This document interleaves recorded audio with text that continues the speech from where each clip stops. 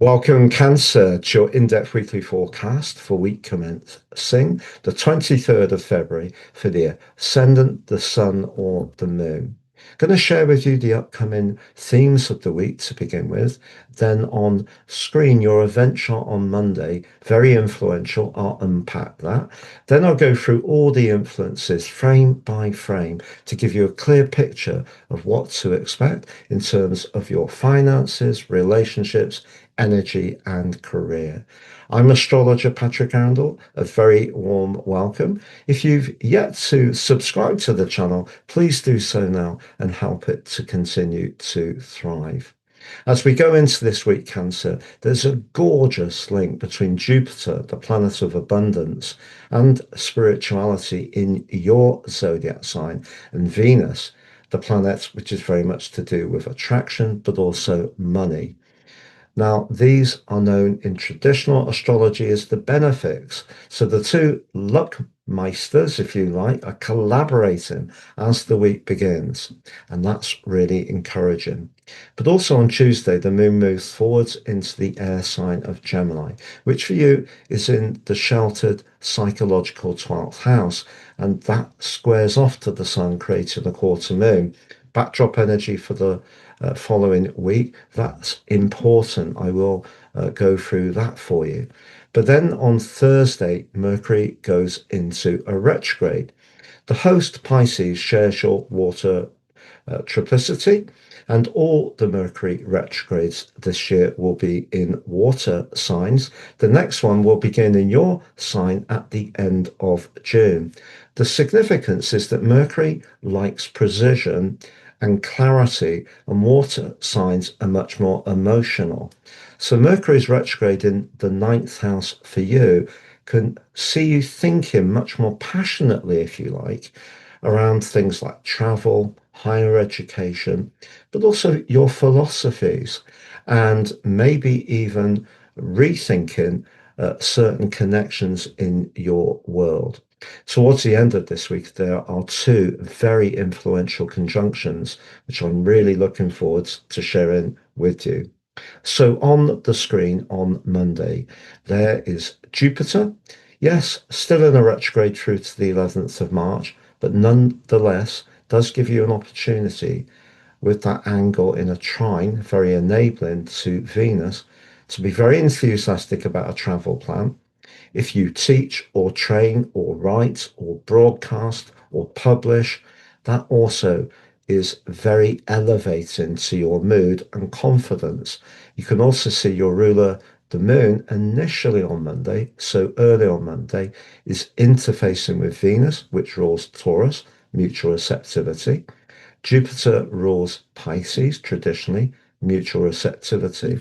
So it's a stirring start to the week in terms of your imagination and your passion to widen your uh, your activities. And that can be through interest, it could be through cultural events, it could be sharing information.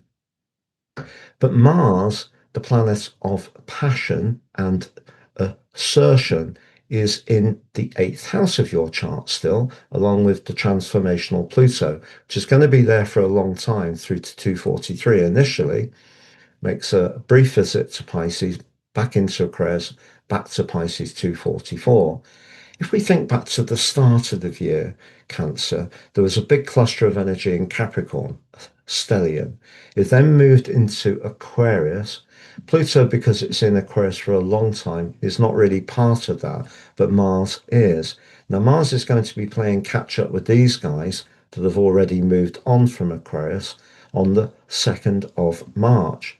But this week forges a very tense right angle to Uranus. Now, Uranus is the planet of higher truths, but it's also the planet of rebelliousness. And apart from 4 months last year, over the last 7 years, it may have seen you want to radically break free from certain constraints. It may have been around friendships. It could be that your philosophies have evolved. You may have developed a longer term plan which enables you to have more freedom. But that clash suggests that in any situation around shared finances, the eighth house, or if there's an attraction you've got with someone that, although sparky and maybe very mesmeric and actually very hard to resist, maybe a little bit tender in terms of feeling control, leverage, or even possessiveness.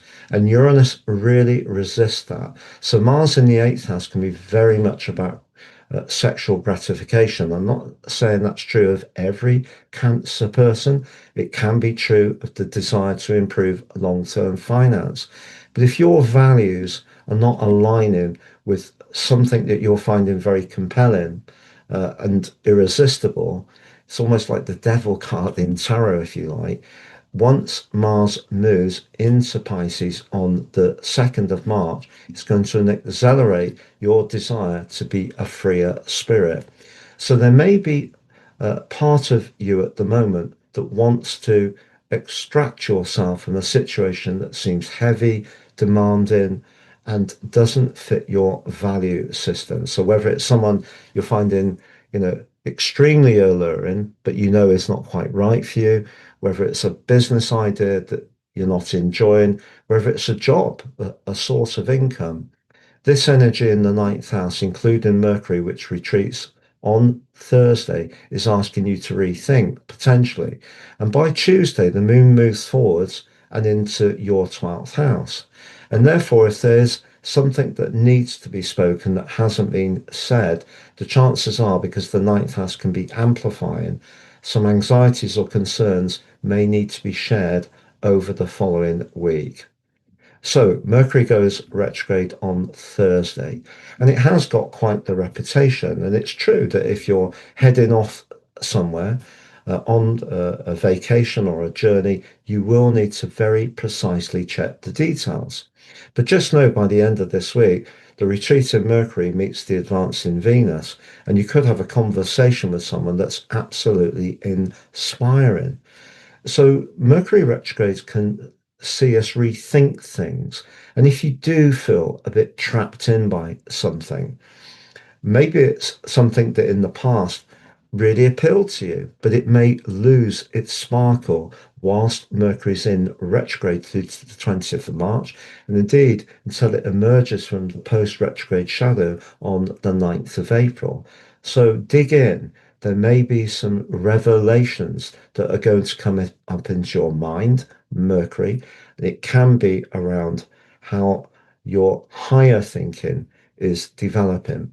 Now, at the end of this week, not only do Mercury and Venus come together in a conjunction, but so do the Sun and the North Node. The North Node in Pisces has been pushing us all over the last about 14 or 15 months to be instinctively in touch with where we're being pulled. So, in the sign of Pisces, that can be very sacrificing. It can be to do with healing. It can be to do with journeying, in your case. It may be to do with expanding your interests, but in a way which is not necessarily based on a tangible sphere. It's more about feeling you're doing something with a higher purpose. And that energy really builds up at the end of this week. Now, also at the start of this week, Mars is in a sextile with Chiron in Aries. And now we had that conjunction last week with Neptune and Saturn. If it's your work you're not really enjoying and you want to liberate yourself from, I feel that what Mars's angle to Chiron can do is give you the push to have the courage to release yourself from something that has seen you felt tied. And it's quite understandable because we all go through cycles and we can all find something very alluring and find it very difficult not to be drawn towards something, whether it is a possession, a property, a relationship, whatever it is. It's part of our cycle of experience. But if you do want to liberate yourself from a job you're not enjoying, that might be part of this Mars Uranus square because of the eighth house financial element. But here, maybe something you read, something you watch can give you some deeper understanding of what you need to do to actualize your identity in a worldly context, which fits this evolving persona that's developing at pace with all this Pisces energy this week. So I think to recap, Cancer, when it comes to your relationships, you could connect to someone, but I think it needs to be someone who shares your philosophies. But don't believe because of Mercury retrograde that you can't connect well to someone, because I think that's really possible. It could be someone from a completely different background to you, but you may still have shared values which unite you. There may be a bit of a fling in the works this week with Mars's square with Uranus.